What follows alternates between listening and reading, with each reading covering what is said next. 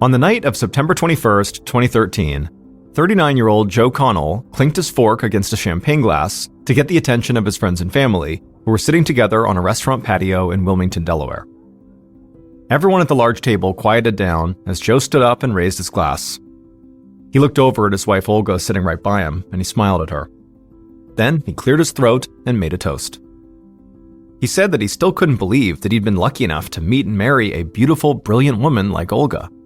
And he was so excited to be there with the people they loved to wish her a happy 39th birthday. Everyone at the table shouted happy birthday, toasted Olga, and then drank their champagne. Olga blushed, and Joe laughed a bit. He knew how shy his wife could be when the attention was on her. But he sat down and put his arm around her and told her that she deserved all the attention. After all, this was her special day. A few minutes later, as the group was talking and eating, Joe felt his phone buzz in his pocket. He pulled it out and saw there was a text message. He read it, then quickly replied, and then jumped back into the conversation at the table.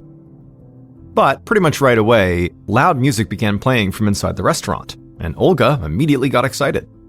The music meant that the dance floor in this large restaurant and bar was now open, and the dance floor was one of the big reasons they'd chosen this place to celebrate here in the first place. Because as shy as Olga was in a lot of social situations, she actually loved to let loose and dance. And so Joe instinctively stood up, looked over at his wife and took her hand, and then together they walked inside the restaurant. Once inside, they immediately hit the dance floor, and for a minute, Joe just stood there watching his wife dance. She had beautiful blonde hair, she was wearing a nice dress, and she had on sparkling pieces of expensive jewelry.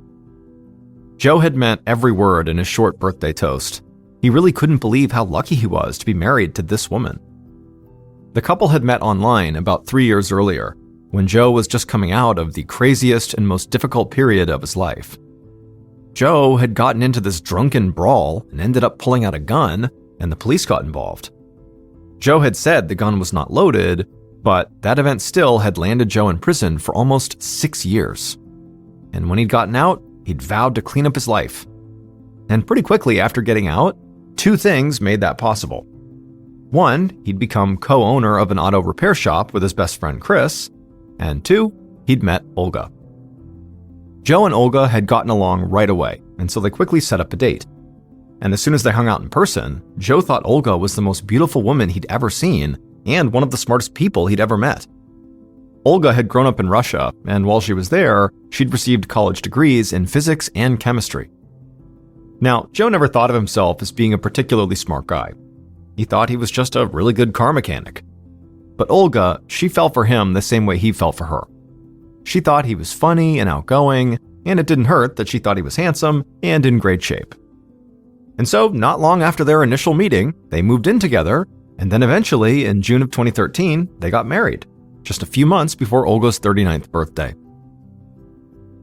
Back on the dance floor, Joe shouted over the loud music and told his wife how amazing she looked tonight. Olga wrapped her arms around his neck, and they started dancing together. And before they knew it, hours had flown by. The dance floor had all but cleared, and the restaurant staff was now starting to shut things down for the night. Joe and Olga said goodbye to the few friends who'd stayed to dance with them, and then they too left the restaurant.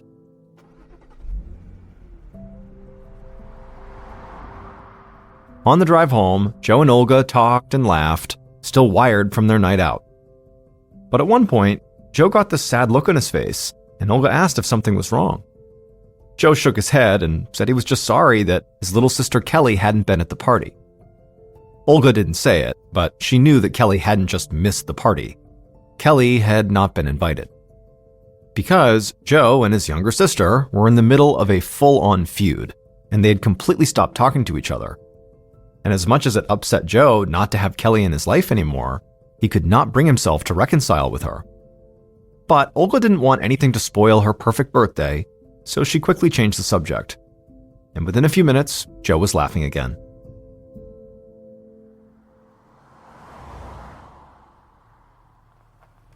Around 1:30 a.m., Joe pulled his car into a parking spot in front of his and Olga's condo. Olga got out of the car and headed down the walkway towards their front door. Joe moved kind of slowly and trailed behind her. Olga pulled her keys out of her purse. and right as she was about to unlock the door, she heard a strange noise coming from behind her.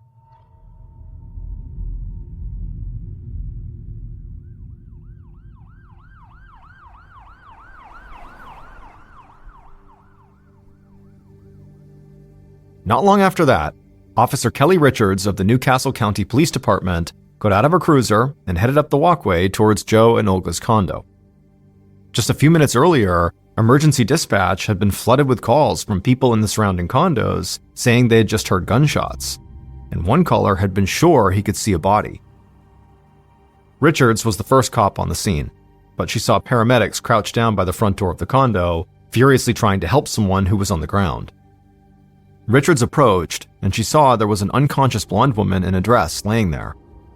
Blood was pouring from the woman's cheek and head onto the concrete, and Richards thought it looked like she'd been shot. The woman was still breathing though, but just barely. Richards saw there was a ring with several diamonds in it on the woman's finger. So Richards' first thought was that the attacker must not have been here to rob this woman. Officer Richards saw more paramedics rushing down the walkway with a gurney, so she moved out of the way. But as Richards watched the paramedics wheel this woman to a nearby ambulance, she realized something strange. Richards knew this woman. Suddenly, Officer Richards looked around and really took in the condo and the surrounding area, and then it hit her. This woman, who was being rushed to the hospital, was Olga Connell. Less than 2 months earlier, Officer Richards had worked a burglary case at this condo because someone had broken in and stolen a bunch of Olga's expensive jewelry. Just then, Richards heard cars screech to a stop in the parking lot, and it sort of snapped her out of her daze. She saw several police officers coming her way, looking at her expectantly, and she told them they needed to do a sweep of the area. And it didn't take long before Richards heard one of the officers calling her name. She saw the officer crouching down near some bushes a few yards away from the front door, and so Richards walked over and joined the officer. And there, half hidden by the bushes, she saw the body of a man who had been shot multiple times, and it was clear he was already dead. Officer Richards knelt down and shined her flashlight to get a clear look at the man's face, and right away she recognized him too. This was Olga's husband, Joe. Officer Richards had met with him several times during that burglary investigation. Around this time, Officer Richards looked over and saw the lead investigator, Detective Jamie Leonard, getting out of his car. Richards got up and walked over to him, but before she could say anything, Detective Leonard told her that he'd just gotten news that the woman who'd been found at the scene here had died on the way to the hospital. So they were now dealing with what looked like a double homicide. Officer Richards said she knew both victims. Their names were Olga and Joe Connell, and their condo had actually been robbed back in July. But Richards said that wasn't all. While the police had never arrested anyone in connection with that robbery, Joe Connell had suspected he knew who robbed them. And police had even interviewed this person. It was Joe's own little sister, Kelly.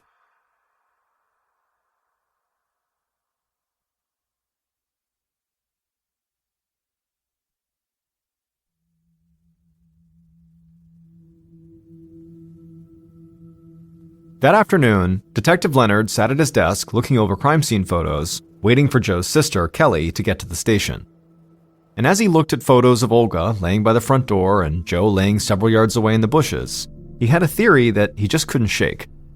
Leonard had spent the entire morning with Officer Richards and a few others combing the area around the condo, and a couple of things had stood out to him. The first was that the bushes where Joe's body had been found were littered with 9mm bullet casings. However, they also found .22 caliber casings on site, and the report Leonard had received from the hospital where Olga had been taken stated that her bullet wounds had come from a .22. Now, Leonard knew it was possible that the killer could have just had 2 different guns on them.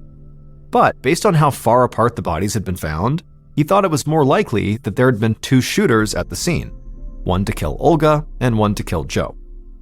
And if that was the case, Leonard thought there was a good chance that these murders had been planned, and that they were not the result of some kind of spur-of-the-moment argument or anything like that. Detective Leonard's door opened and an officer stepped inside. He told Leonard that Joe's sister Kelly had just arrived and was waiting in one of the interview rooms. Leonard put the crime scene photos back in a folder, put on his suit jacket, and then walked out of his office. Detective Leonard reached the interview room, went inside, and sat down at a table across from Kelly. And right away, his first impression was she looked like she hadn't slept all night. Joe and Olga's immediate families had all been informed about the murders, but since Olga's family was in Russia, Joe's parents and his two siblings were the ones dealing directly with the police. And Leonard knew that could take a toll on someone. So he started the interview with what he thought was a simple question. What was Kelly's relationship with her brother Joe like? But just hearing this question sent Kelly into a total breakdown. She began sobbing and she struggled to catch her breath. She said that she and Joe had actually been fighting and had stopped talking to each other. But now he was dead, and so she'd never get a chance to talk to him again. Detective Leonard just sat there quietly and let Kelly cry for a few minutes. As far as he could tell, Kelly was truly upset about the death of her brother. But Leonard also knew that didn't necessarily mean she was totally innocent. When Kelly finally composed herself and said she was okay to continue, Detective Leonard laid everything out. He told her he knew about the burglary at Joe and Olga's condo, and he knew she, Kelly, had been interviewed by police in connection to that crime. He also assumed that that's why she and her brother had stopped talking to each other. But Kelly said no, that her and Joe had actually started fighting before all that. And then Kelly leaned forward and began telling her story. And as she did, Detective Leonard just sat there thinking, this sounds totally insane. Kelly told the detective that years ago, her mother had given her the most beautiful ring with a bunch of diamonds in it. The ring was a family heirloom, and her mom had wanted to pass it on to her only daughter. Kelly had treasured this ring and dreamed of it being her engagement ring someday. Then, a few months ago, Kelly's mother had asked if she could borrow the ring so she could wear it on a trip she was taking. Kelly said of course. After all, it had been her mother's ring for a long time before Kelly got it. However, when her mom had returned the ring, Kelly knew right away that something was wrong. The ring looked different. So, on a hunch, Kelly had brought the ring to a jeweler, and the jeweler said there were no diamonds in this ring. There were only cubic zirconias. Cubic zirconias are cheaper stones that are often used to imitate diamonds. Kelly told Detective Leonard that she'd been really confused at first. But pretty soon, everything clicked when she heard that Joe had given Olga this beautiful engagement ring with several diamonds in it. And so Kelly got in touch with Olga, wanting to know if those diamonds had come from her family heirloom ring. Olga had said she had no idea what Kelly was talking about, but it hadn't taken long for Kelly to get her mom and Joe to admit what they had done. They had taken the diamonds out of Kelly's ring when she lent it to her mother, put those diamonds in a new ring for Olga, and put cubic zirconias in the original, gave it back to Kelly, and just hoped Kelly wouldn't notice. At this point, Kelly stopped talking. And at first, Detective Leonard really didn't know what to say. This was like the plot twist of a heist movie or something. But he quickly got back on track. He asked point blank if Kelly had broken into Joe and Olga's condo to try to steal the diamonds back, or to steal other jewelry to get back at Joe for what he'd done. At this point, Kelly broke down again. She said she had nothing to do with the burglary.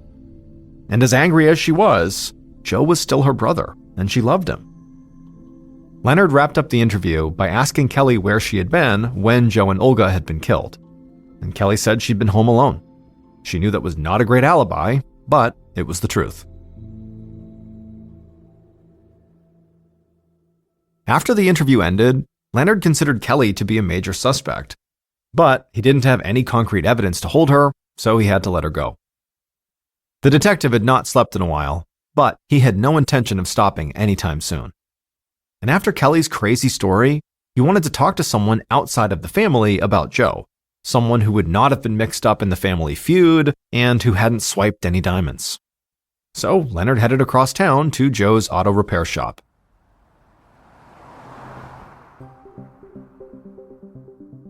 Later that afternoon, still not even 24 hours after Joe and Olga's bodies had been found, Detective Leonard walked across the parking lot of the auto repair shop that Joe had co-owned. He saw several mechanics hard at work on different cars, and he also saw a few guys who looked like they'd just come by the shop to hang out. They seemed a little strange to Leonard, but he didn't think too much about it.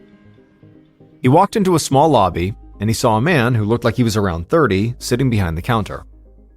Detective Leonard introduced himself and showed his badge, and the man behind the counter stood up. He said his name was Chris Rivers, and he asked if there was a problem. Leonard asked him if he knew who Joe Connell was. Immediately, Chris let out a big sigh, and a very annoyed look came across his face. He looked right at Leonard and said, "What did he do now?" This was not what the detective had expected. In fact, it really threw him off. Leonard had planned to come by the shop, learn a bit about Joe, and then leave. But now, he wondered if Chris might have information about something illegal Joe had been mixed up in. So, right there on the spot, Leonard changed his plan, and he asked Chris if he wouldn't mind coming to the station to answer some questions. The sun had begun to set by the time Detective Leonard and Chris sat down together inside of an interview room. Based on what Chris had said at the auto repair shop, it seemed like he had no idea Joe had been killed, and Leonard didn't tell him. Instead, the detective asked Chris what he did at the auto repair shop. Chris said he co-owned the place with Joe, but sometimes he felt like he was doing everything by himself. Leonard asked him to elaborate, and so Chris said, Joe seemed to like the idea of owning the business way more than actually running the business. Leonard smiled like he could relate, and he asked Chris if Joe's behavior upset him.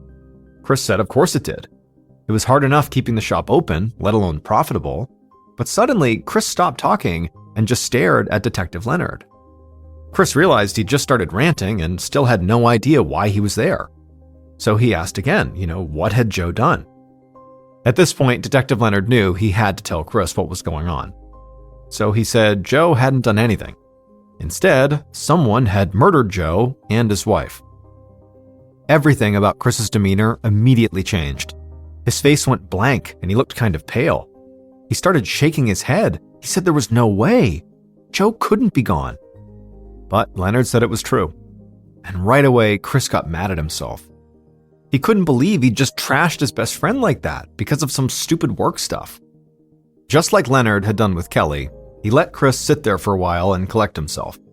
Then at some point, when there was a lull, the detective asked Chris when the last time he had seen Joe was. Chris said he had seen Joe the day before at work. But after he said that, Chris suddenly paused like something had just hit him. He told Leonard somewhat emotionally that he was actually supposed to go to Olga's birthday party the night before, and he had gone to the restaurant, but when he was outside, he realized he had left his wallet back at the shop. He was already feeling annoyed that he'd had to work late, so instead of going to the party and seeing his friends one last time, he had just bailed, gotten his wallet, and headed home. And now he felt really bad about it. And so Detective Leonard asked a few follow-up questions about Chris's relationship with Joe and with Olga and how they met each other and things like that. And then eventually, Detective Leonard said he had just one more question for the time being. He asked Chris, when they had first met, why had he assumed Joe had done something that would have gotten him in trouble with the police. Chris took a breath and then said he had never told anyone this, but he knew that Joe was a big-time illegal steroid user. That's how he stayed in such great physical shape. However, Chris said over the past several months, Joe had gone from just using steroids to dealing them.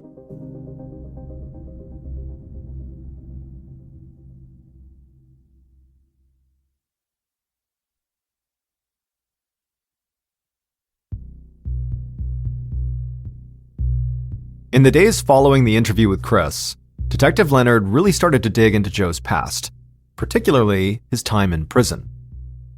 Leonard and his team met with prison staff and people who'd been on the inside with Joe, and a lot of them said the same thing. When Joe was in prison, he had become very good friends with his cellmate, who was a member of a motorcycle gang called the Pagans. And Detective Leonard knew all about the Pagans. They were directly connected to the drug trade in Wilmington and in cities across the East Coast. So he wondered if maybe Joe had gotten mixed up with the gang after he had gotten out. Maybe he had made them angry, or took too much money on a drug deal and they retaliated. So Leonard methodically tracked down members of this gang and asked them if Joe Connell had been dealing drugs for them.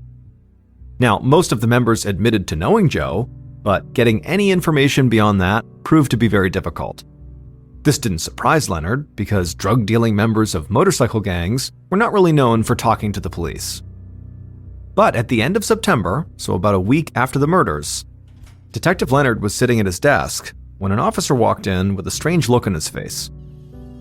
The door opened wider, and this huge, intimidating guy in a black leather jacket walked inside. And Detective Leonard couldn't believe it. because this man was one of the leaders of the pagans. The leader sat down and told the detective that he was not there to try to protect himself or anybody in the biker gang. He was just there to set the record straight. He said that Joe had been a very good friend, and he was still shocked that somebody had killed him, but he told the detective that Joe had absolutely nothing to do with any drug deals the pagans might be involved in. Joe was just a great mechanic who loved riding and working on motorcycles. Now, Detective Leonard knew how utterly bizarre it was that this man had 1. Chosen to set foot in the police station, 2. Actually speak to a detective, and 3. Not even try to hide the fact that he had connections to the drug world. And so by the time this leader left, Leonard couldn't help but feeling like he must be telling the truth. Still though, the detective was not ready to just drop the drug lead altogether. Leonard did think Joe's sister Kelly was still a major suspect, but Olga had been wearing her diamond ring when she was found, so this being some kind of a drug-related hit, as opposed to a robbery attempt, made more sense to him. And soon, as his team kept looking into Joe's past, they found a new drug-related lead. That lead was a man named Josh Bay. Josh was a known drug dealer in town, and he had even worked as an FBI informant. But for Detective Leonard, the most important thing about Josh was that he seemed to spend a lot of his free time just sort of hanging out at Joe's auto repair shop. On October 4th, 2 weeks after the murders, Detective Leonard brought Josh Bay in for an interview. But it quickly became clear that this young man was not going to be all that helpful. In fact, Josh at first tried to play off that he didn't even know Joe or his business partner Chris. When Leonard pointed out that police had plenty of evidence that said he did know both men, Josh simply changed his story. He admitted he knew Joe and Chris, but only as the guys who worked on his car. Leonard pressed Josh, but it got him nowhere. Josh said he knew nothing about drug deals involving anyone at the auto shop, and he said he had no connection to Joe and Olga's murders. The detective didn't really believe anything Josh said, but he'd have to find proof that Josh was lying. So Leonard let him go, frustrated that he had good leads, but no clear evidence pointing to any of them.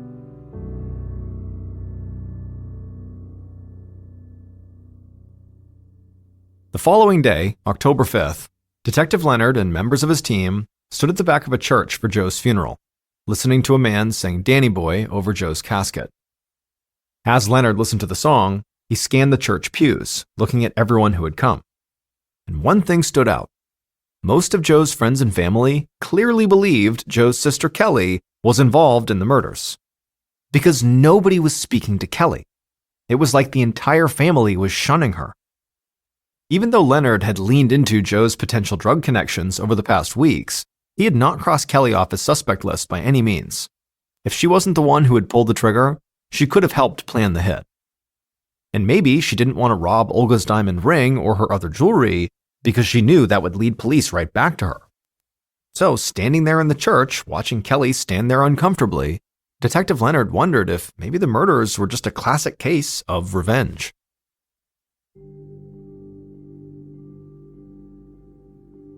Four days later, on the evening of October 9th, Detective Leonard and his team gathered around a TV at the station to watch a local news show. This was not something they did often, but tonight, the news was running a story on Joe and Olga that would include interviews with people who had been close to the couple. Just like going to the funeral, Detective Leonard saw this as an opportunity to see if anyone would say or do something strange. The news show started, and at first, it was pretty standard. A retrospective on Joe and Olga's lives and how much people love them. But during one interview segment, Leonard heard something that took him completely by surprise. He looked around at his team to make sure he hadn't misheard something, but they had all caught it too. And they knew it could be something huge. After the news show ended, Leonard didn't waste any time. He laid out a new strategy to pursue what he thought might be the most important lead they'd gotten since the night of the murders. Leonard's team worked tirelessly, but it would still take a lot longer than Leonard had hoped for them to secure enough concrete evidence to put together a case that would hold up in court. But in September of 2014, 1 year after the murders, police finally made an arrest. Now they had a clear picture of who killed Joe and Olga and how they pulled it off.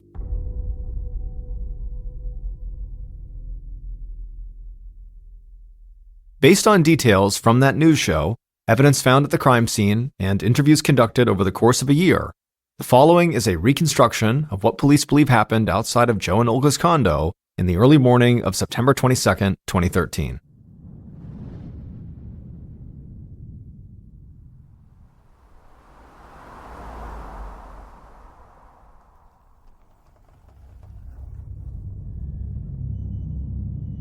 Around 1 a.m., the killers pulled their car into the condominium parking lot.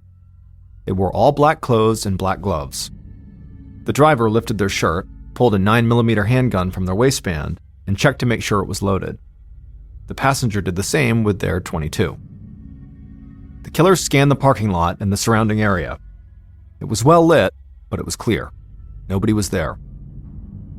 The driver nodded to the passenger, at which point the passenger stepped out of the car and quickly ran over to some bushes just a few yards away. The passenger crouched down, hid in the bushes, and kept their eyes fixed on Joe and Olga's front door. At the same time, the driver shut off the engine and sat in the car, waiting. About a half hour later, around 1:30 a.m., a car pulled into the parking lot. The driver could immediately feel themselves tense up. They looked out and saw a woman wearing a dress getting out of the car and heading up the walkway towards the front door, while a man followed shortly behind her. After a steadying breath, the driver gripped their 9mm and then stepped out of their car. And at that exact moment, right as Olga and Joe had reached the front door, the passenger leapt out of the bushes where they'd been hiding, sprinted towards Olga, and fired off 3 quick shots at her. The bullets struck Olga in the head, cheek, and upper back, and she immediately crumpled to the ground, covered in blood. Joe, who was right behind her, screamed in horror, but as he ran towards his wife, the driver unloaded their 9mm from right behind Joe. He got hit multiple times, but he actually stayed on his feet. Joe stumbled forward and tried to run to the bushes, looking for any way out of here, but the driver pursued him and kept firing their gun. Joe took rounds in the chest, arms, legs, and the back of his head. Finally, he hit the ground and died in the bushes. The driver ran back to the car and climbed inside. The passenger was already there, panting and trying to catch their breath. The driver started up the car, threw it in reverse, and peeled out of the lot. A few minutes later, when the killers were clear of the condo, the driver eased off the gas and told the passenger to let the person who had hired them know that the job was done.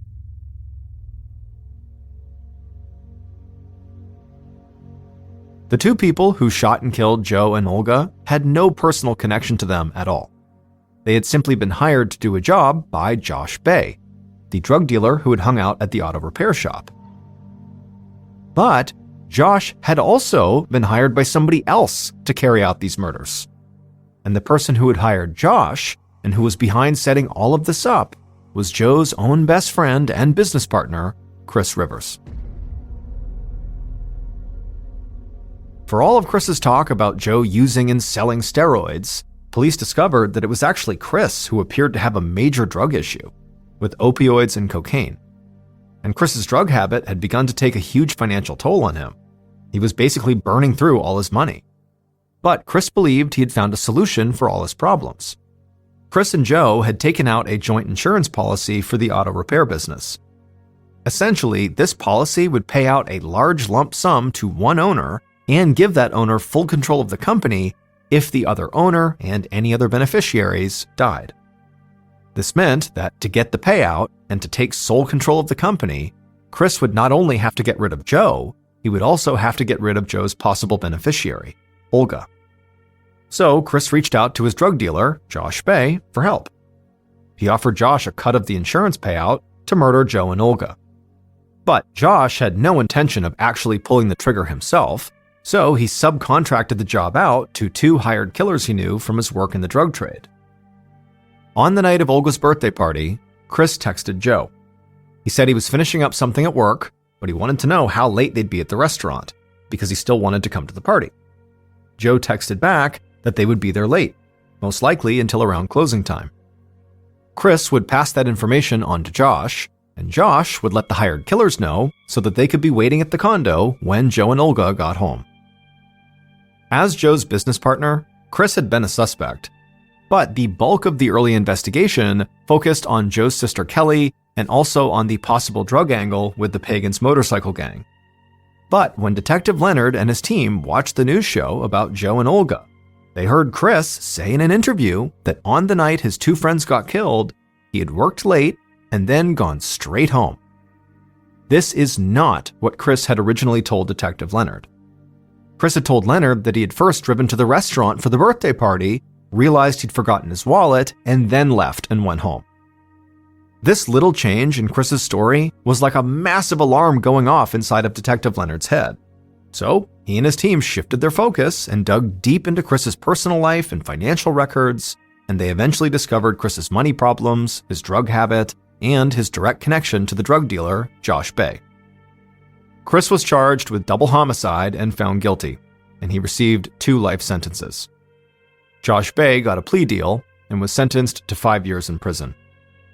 As for Joe's sister Kelly, despite her feud with her brother, she had nothing to do with the murders, and no evidence ever surfaced that she was at all involved in that burglary of Joe and Olga's condo.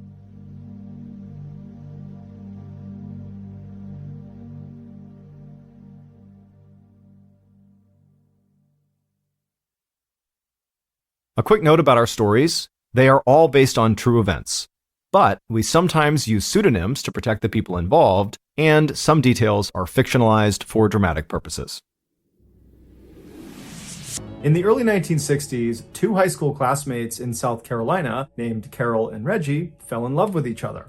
Every day in the halls, they'd hold hands and they'd laugh with each other and whisper to each other, and then outside of school, they were inseparable. But despite their seemingly perfect relationship, it didn't last long. They both had different ideas about what the future should hold, and so after graduation, they broke up.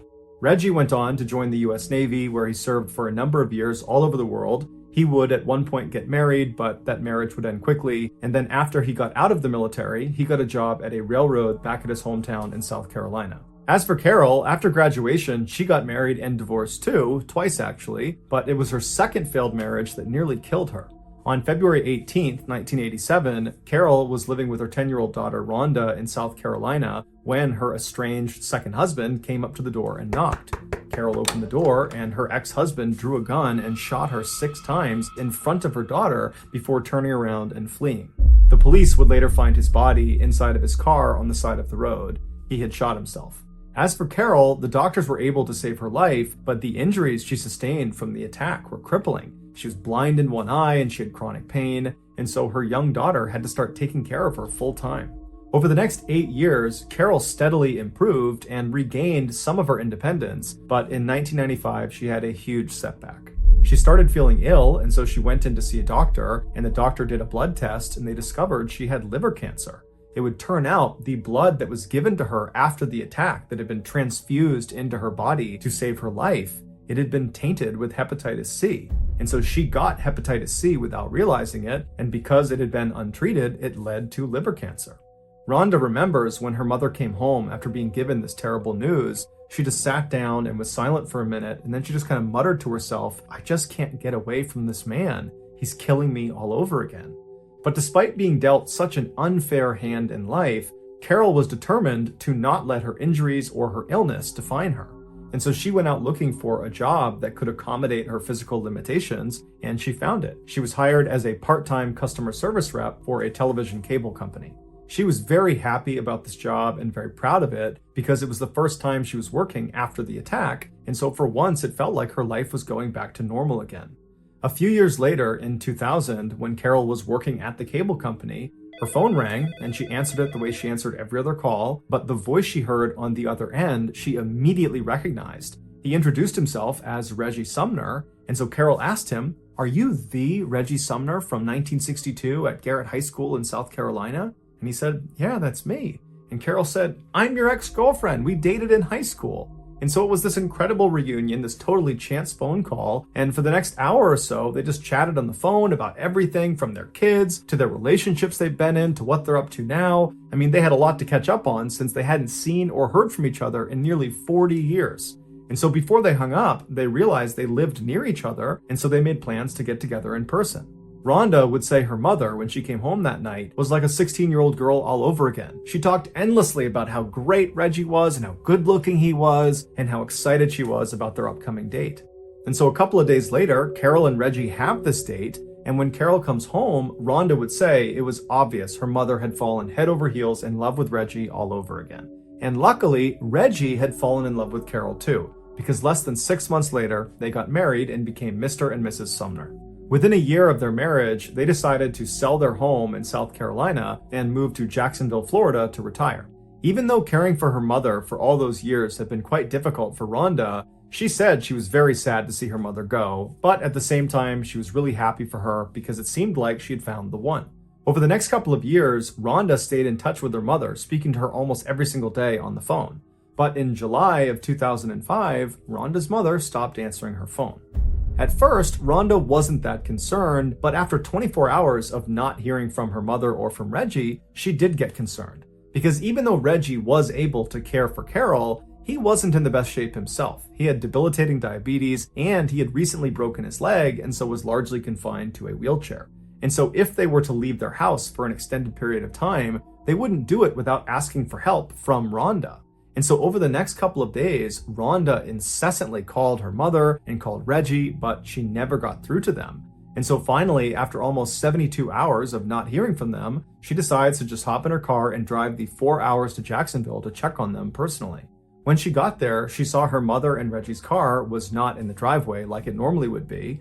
And so Rhonda went up to the front door and she knocked and she's yelling for her mom, but nobody's coming to the door, even though lights are on inside the house. And so Rhonda eventually tries the handle of the door and it's open. And so she opens it up, she steps inside, she yells again for her mom and for Reggie, but no one yells back. And then she sees their beloved dog, Mikey, that they brought everywhere with them, was still in the house. And so she's thinking, where would they have gone without bringing Mikey?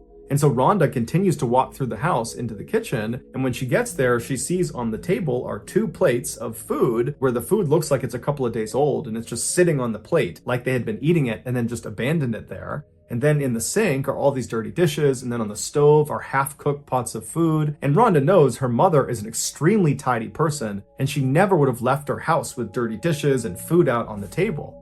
And so red flags are going up for Rhonda, but what ultimately sealed the deal for her was when she turned and looked on one of the counters, she saw the cell phone that Reggie and Carol shared was still sitting there along with Carol's purse, and then next to that was both of their medications, which was Reggie's insulin and Carol's liver cancer medication, both of which were life-saving and needed to be taken every single day. There's no way they would have left the house without those things. And so Rhonda immediately calls the Jacksonville Police Department and she files a missing person report. And before long, the missing couple's story is all over the news and all of the networks are asking people if they have information to come forward. But no one came forward. And so the only lead the police had was to track down the Sumner's car, which was missing from their driveway when Rhonda showed up at their house. So the police shared the description of their vehicle all across the state, and very quickly they got a hit. The car had been found abandoned in a Florida town about 1 hour west of Jacksonville. It had been parked in this semi-forested, very secluded area off of a dirt road, and there was nothing inside of it, but they saw the battery had been taken out, leading some of the officers to speculate that perhaps the Sumners really had just driven away from their home without telling anybody and then ran into car troubles. But that theory would quickly be thrown out the window when 5 hours later, the Jacksonville police received a very strange phone call. The man who called in said he was Reggie Sumner, and he said he had seen the news about him and his wife being missing and that was just totally not true, that in reality they had left, but they were just fine and they'd be back soon. The police are immediately suspicious of this person. They don't think it's Reggie Sumner because, for one, he sounds like a young man and Reggie is a 61-year-old, and so the voice didn't really line up. And just the way he was talking about this disappearance like it was no big deal, that also just didn't really make sense. And so one of the officers asked Reggie, "Are you with your wife, Carol?" And he said, "Yep, I'm with her, here she is." And so a woman hops on the phone who says she's Carol Sumner, but she sounds far too young to be Carol Sumner, who's 61. This sounds like a 18, 19, 20-year-old girl. And she too just reiterates that everything's just fine and they've gone out for a couple of days, there's nothing to worry about, and you police can stop looking for us. And so after this call ends, the police at this point are convinced that this simply cannot be Carol and Reggie. But to make sure, they call in Rhonda and they have her listen to the recording of this conversation with the so-called Reggie and Carol, and right away Rhonda says, "That's not my mom and that's not Reggie." And so at this point, the police assumed that these two people who called in pretending to be the Sumners probably had something to do with the disappearance of the real Sumners. And so while they waited for the trace on this phone call to come back, which would give them information about who was calling and from where, the police decided to investigate another angle. The police looked at the Sumners' bank statements and they saw their bank card had been used at an ATM in South Carolina after the Sumners had been reported missing. And so they called that bank and they asked for the CCTV footage from that ATM. And when they watched it, they saw that it was not Carol or Reggie Sumner withdrawing funds. It was some unknown man in his early 20s. Right after this discovery of this unknown man, the trace from the phone conversation with the imposter Sumners came back, except it was tied to a fake name at a fake address. So that wasn't helpful to the police in their investigation. However, when they went through this cell phone's call logs, which they got with the phone trace, they saw whoever owned the cell phone had recently placed a call to a car rental company in South Carolina.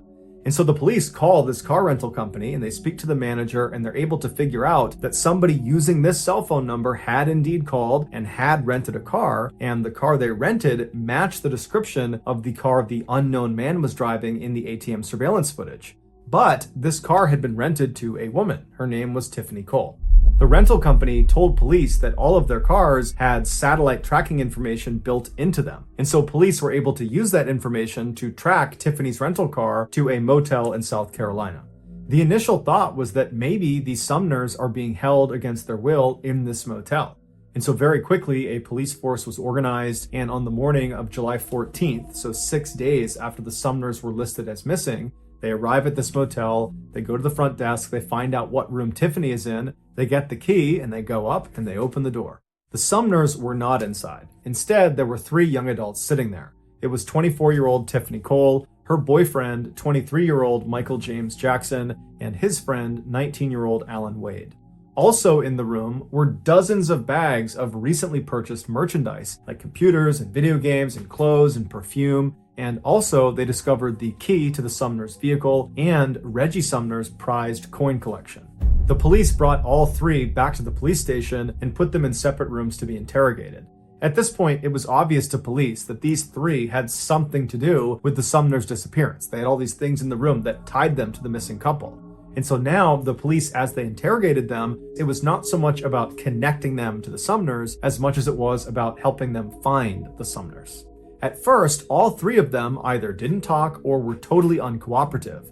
But under intense questioning, Tiffany cracked a little bit. She said that they had robbed the Sumners, but nothing more. They didn't do anything else besides rob them. And there had been a 4th person involved in the robbery, 19-year-old Bruce Nixon, who was friends with Alan Wade.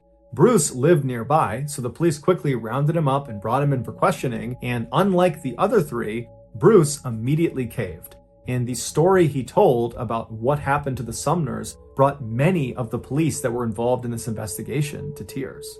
He said it all started with Tiffany. Tiffany used to be neighbors with the Sumners back when they still lived in South Carolina. Tiffany had a pretty rough upbringing and her father was permanently sick, and so the Sumners kind of took her under their wing and looked after her and built a very close relationship with her and kind of treated her like she was one of their daughters. Anything she needed, if she needed money, food, anything, they would give it to her. For example, in 2001, right before they left for Florida, they sold a car to Tiffany, but they sold it for basically nothing because they knew she didn't have any money and she really needed a car. 4 years later, in June of 2005, Tiffany was partying in Jacksonville, Florida with her new boyfriend, Michael James Jackson, when they got kicked out of the house they planned on staying in for the night. And so now they don't have a place to stay, they don't have any money, and that's when Tiffany remembers the Sumners had moved to Jacksonville and they would always help her out if she needed anything. And so the 2 of them drive to the Sumners' house in the middle of the night, they haven't called them, and they just knock on the door, totally uninvited. And Carol comes to the door, and when she opens it, she sees Tiffany, and immediately she's like, "Oh my goodness, I haven't seen you in so long. Come in, come in. Who are you? Oh, Michael, great to meet you. Come on inside, I'll get you food. We'll get you fed. What do you need? What can we do for you?" And so that's when Tiffany explains to them that their plans had kind of fallen through and they didn't have a place to stay that night, and would it be possible to stay with them? And so Carol and Reggie right away say, absolutely no problem. Tiffany, Michael, you guys are guests here. You're welcome. Stay as long as you want. And so that night, Carol cooked a big meal for them and they all sat down at the table. And at some point, Carol and Reggie talk about the sale of their house in South Carolina. And somehow it came up that they had made $99,000 in profit from this sale. And they were so happy about it because now they could really retire comfortably. And so as soon as they said that, Tiffany and Michael shot glances at each other because they knew they had to come back and rob them. The next morning, Carol and Reggie got up early, they made coffee and they made breakfast, and they were hoping that Tiffany and Michael would stick around for the day and spend some more time with them. But Tiffany and Michael were very quick to want to leave. They said, thank you very much, we got to hit the road, and so they left. And as soon as they get in the car, they start planning how they're going to come back and rob the Sumners and get their hands on that $99,000. 1 month later, on the evening of July 8th, after all robbery preparations have been made, Bruce Nixon and Alan Wade show up at the Sumner house and they knock on the door. When the door opens, it's Carol, and she doesn't recognize either of them, but being as kind and generous as she was, she said, hey boys, what can I do for you? How can I help you? And this was exactly what Bruce and Alan were expecting based on what Tiffany told them.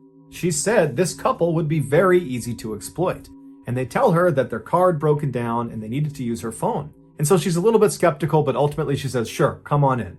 And so Bruce and Alan go inside the house, the door shuts behind them, and as soon as it does, one of them draws a fake gun that looks very real and pointed it at Carol, while the other one began tying her up with cord and with duct tape. And so Carol begins screaming and making a bunch of noise, and Reggie, who's in the garage out of sight, he hears her. He comes running in to see what's going on, and he sees these two men who immediately attack him, and Reggie's got a broken leg, and he's already pretty weak and frail, and so he doesn't put up much of a fight. And before long, he and his wife were all taped up and restrained on the couch, and they were having duct tape wrapped around their heads until everything was covered except for a slit underneath their nose so they could breathe. And so with the couple completely under control and at the mercy of their captors, one of the men texted Michael, who was down the road with Tiffany inside of Tiffany's rental car, and the text just said, all clear. And what that meant was Michael could now come up and help them rob the house. And so Tiffany stays down the road in the rental car, Michael makes his way up, he goes inside, and he, Bruce, and Alan proceeded to ransack the house. And while these three men are moving room to room, taking all of their valuables, Reggie and Carol are probably thinking to themselves that, you know what, this is awful, we're getting robbed, but after they take whatever they take and they leave, we'll be fine, we'll recover. But when these three men finished taking all of their valuable items, they decided that they would also take Reggie and Carol. So they stood the couple up and they marched them into the garage and they put them in the trunk of their own car.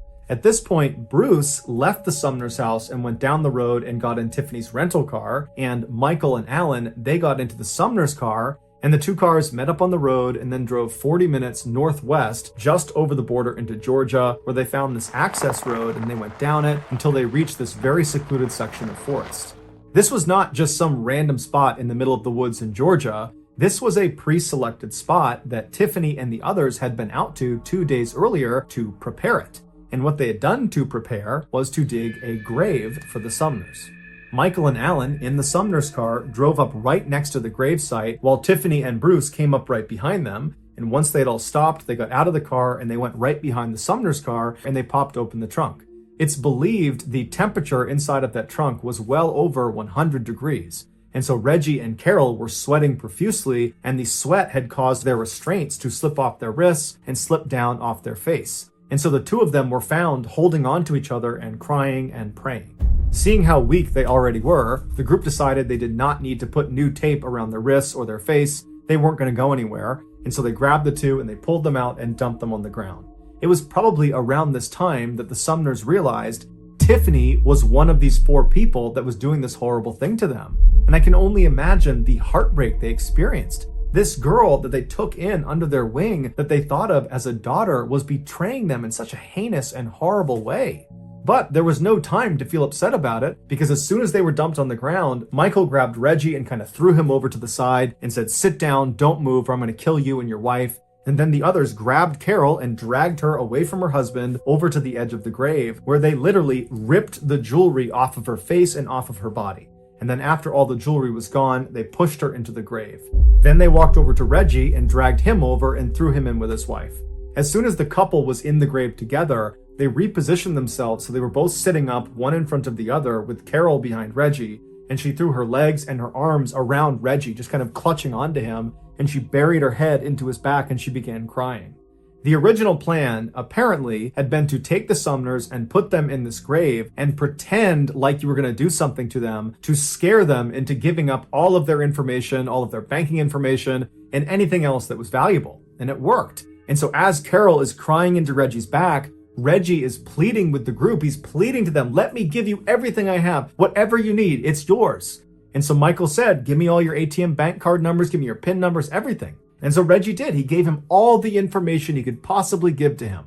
And then, for some reason, despite the fact that at this point, the group has taken everything of value from this poor couple. They have extracted all the valuable information they could possibly get from them. Despite that, they decide that that's not enough. They need to kill the Sumners. And they need to kill them in the worst way imaginable. They need to bury them alive.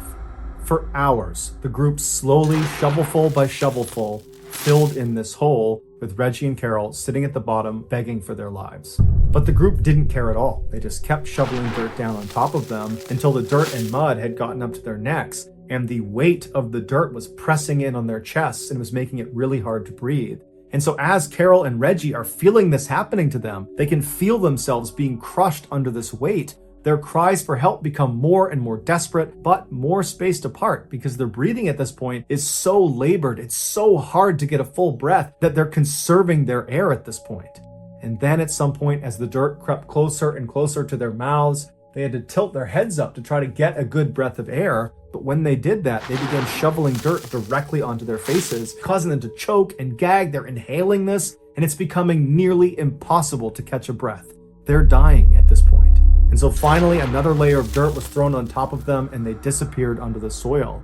But their sounds didn't go away. They continued to whimper and make sounds as more and more dirt was put down, until finally they had filled in the hole, and they began packing the dirt down with the backs of their shovels. And they could hear underneath the soil still the sounds of this couple dying. This was a slow and horrible death. After the killers were done, they left the site and they took the Sumner's car and they dumped it in Florida, where it was ultimately found. And then they all piled into the rental car. They went to an ATM and pulled some of the Sumner's money out, and then went on a spending spree.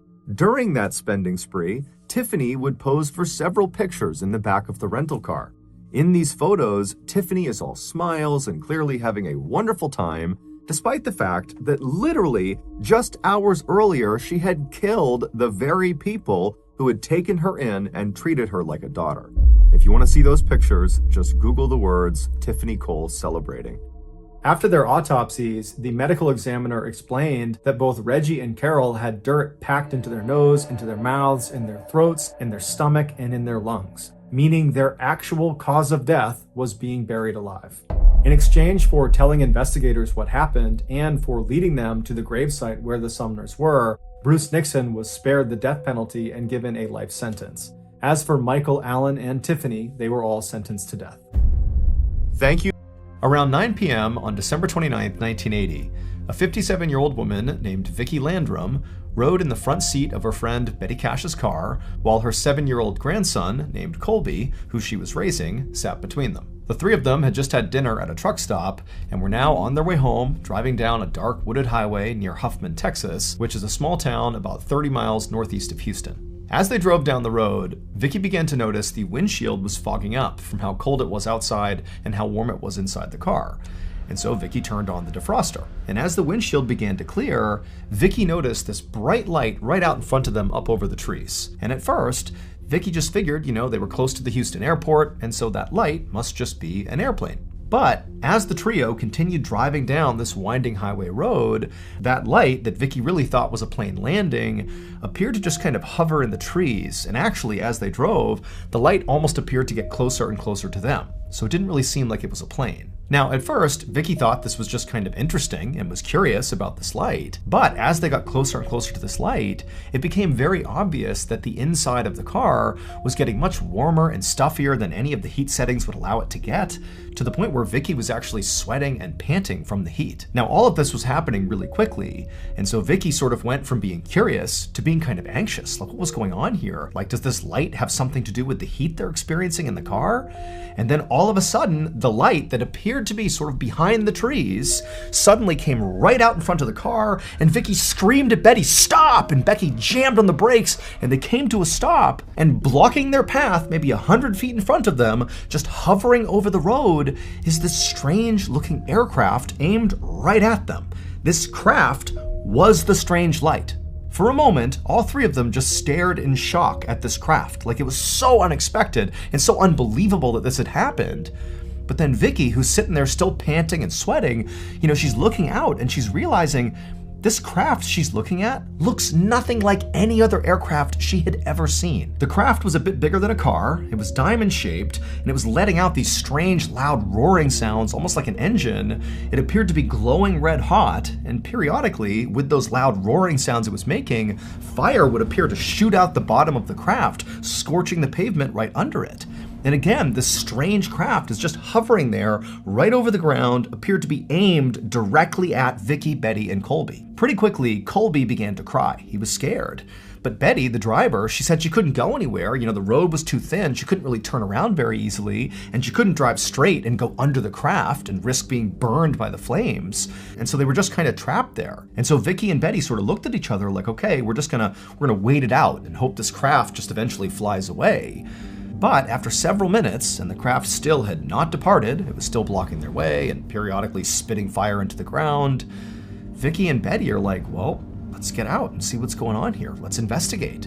By this point, their fear and anxiety around this had sort of been replaced by just genuine human curiosity. I mean, what the heck is this thing? And so Betty, the driver, she gets out, and Vicky, she tells her grandson, stay in the car, so Colby's right here, and Vicky gets out, and the second she does, and she now has an unobstructed view at this craft, she suddenly remembered this Bible verse. So Vicky was very religious, and she had read in the Bible that one day Jesus would return to the earth, and when he did, he would return in a rain of fire.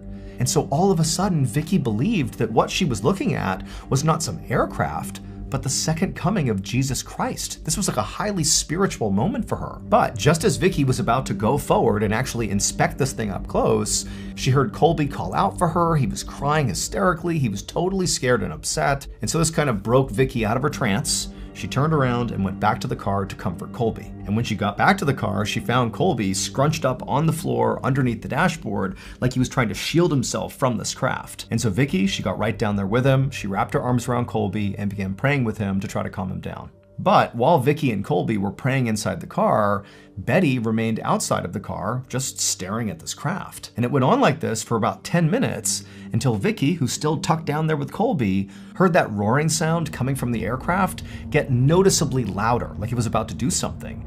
And so Vicky poked her head up and she looked out the windshield, and sure enough, this craft was beginning to take off. It was getting higher and higher off the ground. Flames were shooting out the bottom of it. Betty was still outside staring at it. And then before long, this craft had shot straight up into the air and began taking off up and away from them at a really steep angle. And at the same time, Vicky suddenly saw this swarm of all these helicopters, these military-style helicopters, go right up around this craft, like they were escorting it. And then the craft and all these helicopters took off into the horizon and disappeared. After they were all gone, Vicky realized that what she had just witnessed was not the second coming of Christ. Because of these military helicopters that arrived as this craft took off, it told Vicky and also Betty that very likely this was just a US military exercise of some sort. And so a few moments later, Betty came back to the car and sat in the driver's seat, and Vicky, she climbed back into her seat and lifted Colby up to the middle seat as well. And for a moment, the three of them just sat there in silence. I mean, there's nothing blocking their way anymore. They're just sort of trying to process what just happened. Eventually, Betty just put the car in drive and began driving straight ahead, crossing right over that scorch mark on the pavement where the craft had been. About 45 minutes later, Betty pulled up to Vicky's house and parked the car. Vicky and Colby, they got out. They said goodbye to Betty. They didn't really talk about what they had just seen. They just said goodnight. And then Vicky and Colby headed inside the house. And as much as both of them did have things to say about whatever it was they saw, they just continued not to talk about it. They both were just kind of eager to go to bed. However, as Vicky was putting Colby to bed, he began to complain that his stomach hurt, and at the same time, Vicky began to realize that she also didn't feel very well. And shortly after that, both of them were vomiting in the bathroom, and this scared Vicky. She tried to tell herself that, maybe the reason they were sick is because they ate some bad food at that truck stop. But deep down, Vicky was very concerned that their nausea was somehow connected to that strange craft. And so it was a very long night, with Vicky and Colby being nauseous most of the time, but eventually they both did fall asleep. And then when Vicky got up the next morning, she still felt awful. And so Vicky, she rolled out of bed and made her way to the bathroom. And when she looked at herself in the mirror, she gasped. Her skin was bright red and blistered, like she had had this horrible sunburn. At this point, she knew whatever was going on here, it had to do with that craft. She just knew it. And so Vicky instinctively rushed to Colby's room to check on him to see if his skin was all blistered and red, and she found he was still sleeping, but she could see his skin was red and blistered in some places, but not nearly as bad as Vicky's. And so Vicky, she began thinking about the night before, and she remembered she had gotten out of the car and gotten closer to the craft. So she was sort of more exposed to the craft, if you will, than Colby, who stayed in the car and tucked himself down underneath the dashboard the whole time. And so maybe Vicky's exposure to the craft was higher than Colby's, which is why she looked worse. But as Vicky was thinking this through, she remembered that Betty had actually stayed outside the car for 10-15 minutes, much longer than Vicky had, the whole time just staring directly at this craft. And so immediately Vicky was worried that, if this is what happened to me, I can only imagine what shape Betty is in. And so Vicky ran to the phone, she picked it up and she dialed Betty's number, and she listened, and it just kept on ringing and ringing. Betty didn't answer. Now, at this point, Vicky was in a full-blown panic, not only because she was worried about Betty, but also, she doesn't really know what's wrong with her or with Colby. She doesn't know if their sickness is going to get worse or better. Currently, she felt horrible. She was nauseous. Her skin seemed to be practically falling off. Colby was in less bad shape, but still not healthy. And also, Vicky didn't have the money to even go to the doctor to get looked at. And so as much as Vicky really wanted right now to just go check on Betty, go drive to her house and check on her, she couldn't. She needed to focus on herself and her grandson first and make sure they were okay before she did anything else. And so over the next few days, Vicky and Colby stayed home. They slowly regained their strength. And over those few days, Vicky actually would get Betty on the phone. And Betty would tell her that yes, she's also dealing with similar symptoms, but she was okay, which was very reassuring to Vicky. However, Vicky also knew that Betty was not a complainer, and even if she did have horrendous symptoms, she was not the type of person who would necessarily tell Vicky. She would sort of tough it out. Finally, after 5 days, Vicky felt strong enough to go check on Betty in person. However, when she got to Betty's house and went inside, she called out for Betty, but there was no answer. The house was eerily quiet, and so Vicky began walking around Betty's house looking for Betty. And eventually, Vicky walked down a hallway and reached Betty's bedroom, and the door was shut. Vicky called out for Betty, but there was no answer from inside. And so feeling kind of scared at this point, Vicky reached down, she turned the handle and opened the door, and immediately she saw Betty on her bed. And Betty looked horrible. She was barely conscious. Her entire body was red and blistered and bleeding. There was vomit all over the bed sheets, and there were all these huge clumps of Betty's hair littering her pillow. And so Vicky was horrified. She rushed inside, she scooped her friend up, and between the two of them, they kind of hobbled out of the house. Vicky put Betty in her car, and they sped to the hospital. A few hours later, Vicky was waiting in the emergency room where Betty was being treated, when Betty's doctor walked into the waiting room, at which point Vicky stood up and rushed over to him and said, "Hey, what's going on with Betty? What happened to her? What's going on?" But the doctor just shook his head and said, your friend, her skin is literally peeling off her face in sheets, and there are blisters breaking out all over her body. He told Vicky that her symptoms reminded him of radiation poisoning. However, he also told Vicky that that was basically impossible. For Betty, a woman who lives in rural Texas, where would she go to come in contact with something that radioactive? It just seemed not possible, so that couldn't be it. But Vicky, when she heard this, felt like she knew exactly how Betty came in contact with something highly radioactive. It had to be that craft. And so without even thinking about it, Vicky began pouring out the story of how her and Betty had seen this light, and then this craft appeared on the road, and it was shooting fire, and then it flew off with helicopters all around it. But as she was wrapping up her story, Vicky was suddenly overcome with embarrassment because the doctor was now staring at her like she was totally out of her mind.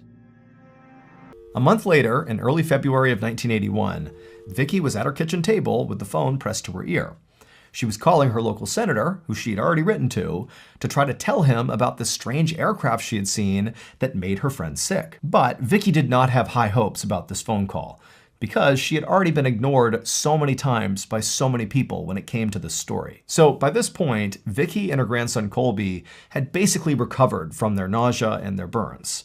However, Betty had not recovered. She was still cycling in and out of the hospital. She was in constant pain. She still had burns all over her. And in fact, because of all these symptoms, she had had to move in with her brother. Now, Vicky was certain that all these symptoms Betty had were radiation sickness caused by the radiation from this aircraft they came in contact with. But it was like everybody they told about this aircraft didn't believe them. Just then, Vicky heard a woman's voice break through the hold music. It was the local senator's secretary. And so Vicky quickly explained why she was calling and why she really wanted to talk to the local senator. But the secretary just told Vicky that, yep, she'll pass this along to the senator and he'll be in touch. And then she hung up. And for Vicky, this was the moment she snapped. She felt like trying to navigate the proper channels to try to figure out what this aircraft was and what happened to Betty was not working, because clearly nobody was taking her seriously. And so Vicky slammed the phone down and just sat there frustrated, having no idea what to do. But as she sat there, Vicky remembered there was actually one place she had not called yet, specifically because she didn't want to call this place. It was a UFO research center. And Vicky hadn't called because she did not believe the craft she had seen was a UFO. She believed it was a military aircraft because she had seen the helicopters escorting it away, and that made the most sense. It had to be military. But if she called the UFO research center and people found out about that, it would make her look even crazier, because now she's claiming the craft was aliens or something. But now Vicky felt like she had run out of options. So she picked up the phone, grabbed the piece of paper with the number on it, and dialed. A couple days later, a scientist named John Schuessler drove down the winding wooded highway into Huffman, Texas. He was going to meet up with Vicky. John was an aerospace engineer for NASA. However, he also spent a lot of time investigating UFO sightings. Vicky's call to that UFO research center had created a lot of excitement in the UFO community, and the story had eventually found its way to John, who decided he would take on the case. Now, to be clear, John was not into researching UFO sightings in order to prove they really happened.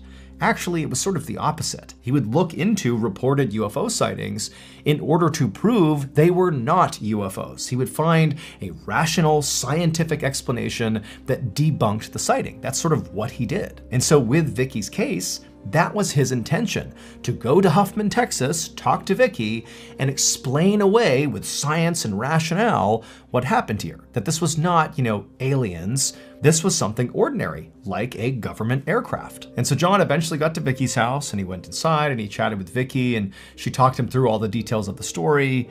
And then eventually they both left Vicky's house, they hopped in their respective cars and headed out to go to the actual site where this had happened. And when they got there and John got out of the car, he didn't need Vicky to direct him to the specific site, because right in front of him was this really obvious black circle right in the middle of the road, as if the road itself had been melted and then re-solidified and actually looked different. And Vicky said, that's where it was. That's where the craft was hovering. Those marks are from the craft. Now, this was great evidence that a craft really had been here, but John wanted more. He needed to figure out what kind of craft this really was. And so he told Vicky he was going to leave and go canvass the area for witnesses, and he told her he would keep her updated. So Vicky left, and John drove up the road until he reached some campsites and farmhouses. And John systematically went from door to door and tent to tent, asking anybody if they had seen or heard any aircraft or anything strange on the night of December 29th. Now, going into this, John didn't really know what to expect from these people he was asking. I mean, he's some random scientist showing up uninvited at people's homes, asking if they'd seen strange lights in the sky. However, every single person he spoke to said that yes, they had seen that aircraft on December 29th. However, they were obviously just farther away than Vicky and Betty and Colby had been. So now, John felt like he had enough information to speak directly with military officials. However, when he contacted all the military bases in the area, all those officials he spoke to told him absolutely that on December 29th, there were 0 military operations happening. John found this very frustrating because to him, it seemed very clear that these officials were just lying to him. But what they were lying about and why was unclear. So John actually went to these military bases to speak to the officials face to face. And when he did, he showed them all the witness testimonies saying what they had seen on December 29th. And he also told them that with his own eyes, he had seen the black scorched mark on the pavement, where the pavement seemed to have literally melted in a ring and re-solidified from the heat of this craft. And to John, that scorch mark almost proved something had been there, very likely a military craft. But all these military leaders, despite hearing this and hearing John's testimony, they just said, you know what, you can gather up all the evidence you think you have here, but it doesn't matter. It doesn't prove that we were in the area. There was no military craft there that night. And so the bottom line was, the military was adamant they were not involved. And so the case really began to stall. John went home, but he couldn't stop thinking about the case. And so he kept in touch with his witnesses and periodically checked in with military officials, but nothing seemed to change. Except that Betty continued to get sicker and sicker, and Vicky actually began to develop other serious symptoms, like developing cataracts in one of her eyes. And then John got a frantic call from one of his witnesses. They told him they had just seen something truly incredible. And as John listened to the story, he felt his heart sink, because now he knew the military had been lying to him about being out there on December 29th. Clearly they had been, and very likely it was their aircraft that had made Betty, Vicky, and Colby so sick. But now, John also knew that any hope he had of proving this was now literally gone, because the witness told him that black government vehicles had rolled up to the incident site out on that road, and they'd come along with construction vehicles, and for no clear traffic-related reason, they had cut up one particular stretch of that road, taken it with them, and left. And that particular stretch of road that was removed just happened to be the exact spot where that scorch mark had been left by the craft. It was like they were taking the evidence and getting rid of it. Now, John himself was not able to literally go back to the road and see for himself where the pavement had been cut. However, not long after John learned this information, a group of UFO scientists descended on the road to find this scorch mark, or to prove it had been cut out and taken away like the witness had said. And sure enough, when they got out there, they didn't find the scorch mark. Instead, they found nice, fresh, brand new pavement. The strange event that Vicky, Betty, and Colby experienced on the night of December 29, 1980, is widely considered to be one of the most famous and credible UFO sightings of all time. It's now known as the Cash Landrum incident, after Betty and Vicky's last names, and to this day, nobody has been able to come up with a rational explanation for what happened if it wasn't a UFO. To this day, the US government maintains that they did not have any military operations happening on December 29th. However, they did say when it comes to cutting out the road and paving over it, that was just for routine maintenance. They were not trying to hide evidence. As for Vicky and Betty, over the years, their health continued to deteriorate. They ultimately filed a lawsuit against the government, but because they couldn't actually prove that the aircraft even existed or that it caused their health problems, their lawsuit was ultimately dismissed. Both women would eventually die from cancer, which Colby believes is a direct result from radiation exposure. As for Colby, he's still alive and continuing to seek answers.